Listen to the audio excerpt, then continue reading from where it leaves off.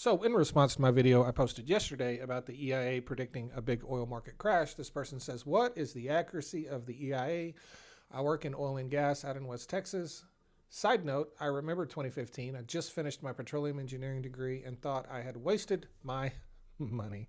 So that's a good point. And a lot of people are saying that. Well, you know, the EIA is not that accurate. And I've said that myself. The whole time I've been on social media, I've said dozens of times that the EIA does not have a great track record when it comes to predicting things. They're great for collecting data, historical data. It's a great resource for that. Not so much on their forecast. But as I mentioned in my video, everyone is forecasting it. Everyone, right? The EIA was just the first to revise their forecast after OPEC's announcement of additional production increases to September, right? They're just the first ones to do it after that announcement. Prior to that announcement, every big bank, every private equity fund, every expert, every analyst, everyone said, you know, end of 2025, early part of 2026, WTI, I think JP Morgan had it at $53 or $4 a barrel, first quarter of 2026. That was before OPEC said we're going to dump another 400,000 barrels of oil on the day, right? Or on the market. So what we should see in the coming weeks, now that the EIA has come out with their revised forecast, what we should see are those same groups, banks, coming out with their updated forecast, because we didn't know back in April that OPEC was going to carry this out to the full restoration of the 2.2 million barrels of oil a day.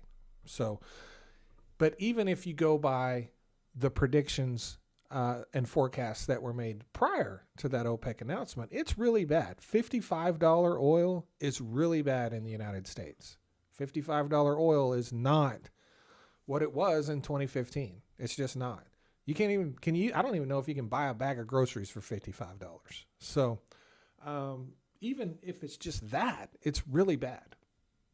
So as I said, I would expect to see people like JP Morgan, Chase, you know, big banks, also the IEA, in addition to, you know, Javier Blas and some of the other big time oil and gas analysts. I expect them to come out with revised. Javier made a post today saying even though he doesn't fully agree with the EIA, oil prices are going to drop drastically. He doesn't think it's going to be as bad as the EIA says.